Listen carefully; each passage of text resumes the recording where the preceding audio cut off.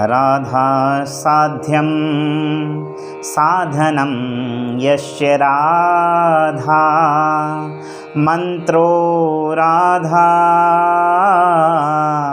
मंत्रदात्रीं च राधा सर्वं राधा जीवनं यस्य राधा राधा राधा वाच किं तस्य शेषम्।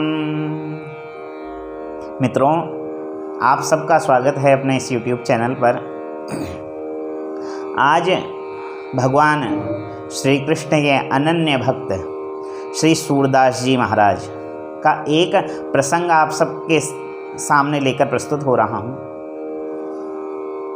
सूरदास जी के विषय में आप सब जानते हैं कि नेत्रों की ज्योति नहीं थी उनकी, जन्मांध थे, किंतु भगवत कृपा ऐसी थी कि साक्षात भगवान कृष्ण के दर्शन उनको हुआ करते थे।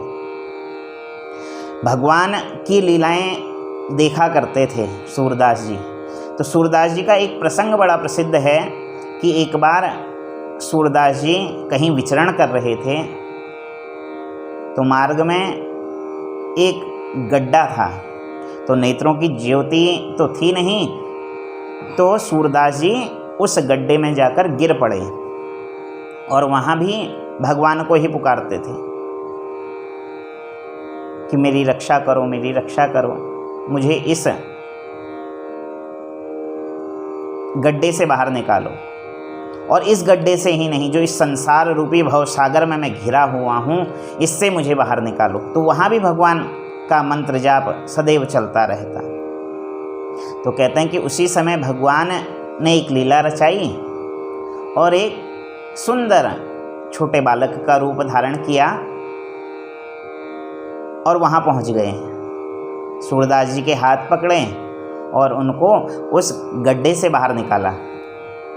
तो सूरदास जी ने जैसे ही भगवान के हाथों का स्पर्श पाया, हृदय अलौकिक हो गया, आनंद से भर गया और समझ गए कोई साधारण व्यक्ति नहीं है जिसने मुझे इस गड्ढे से बाहर निकाला है। तो चरणों में गिर पड़े उस बालक के और कहने लगे कि आप हैं कौन, मुझे पहले बताइए कि आप हैं कौन। आप कोई साधारण बालक तो लगते नहीं, जिनके हाथों का स्पर्श मात्र से मेरा यह मन, यह हृदय आनंद से भर गया है। कोई साधारण व्यक्ति यह नहीं हो सकता। तो आप हैं कौन? तो वह कृष्ण रूपी बालक सूरदास जी का हाथ छुड़ाकर भागने की कोशिश करने लगे।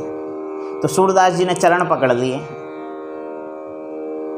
और सूरदास जी ने चरण पकड़े और वह बालक चरण छुड़ाकर भागने लगा। किंतु सूरदास जी वैसे ही उनके पीछे पीछे भागने लगे और जब भागते भागते थके तो अंत में एक बड़ा सुंदर पद गाया सूरदास जी ने।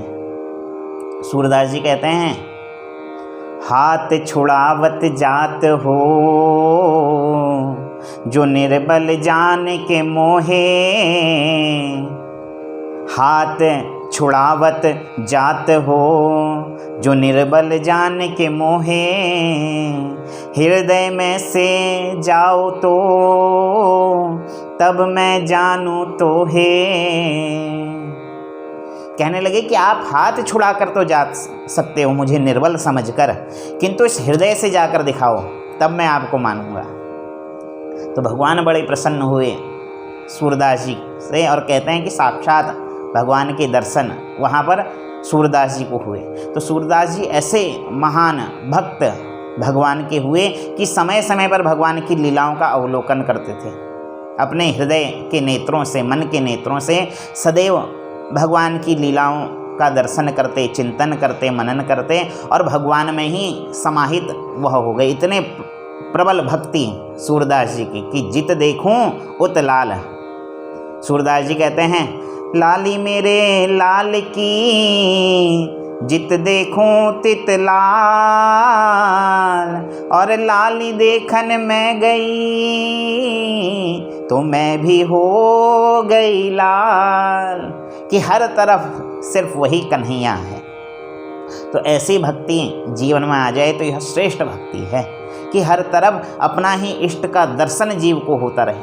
तो आज इस प्रसंग को लाने का आशय केवल यही कि जीवन में ऐसी भक्ति आ सके, अपने इष्ट के प्रति ऐसा प्रेम हो सके कि जीव कहे कि मैं जहाँ देखूं बस तू ही मुझे दिखता है, तेरे सिवा और कुछ नहीं दिखता।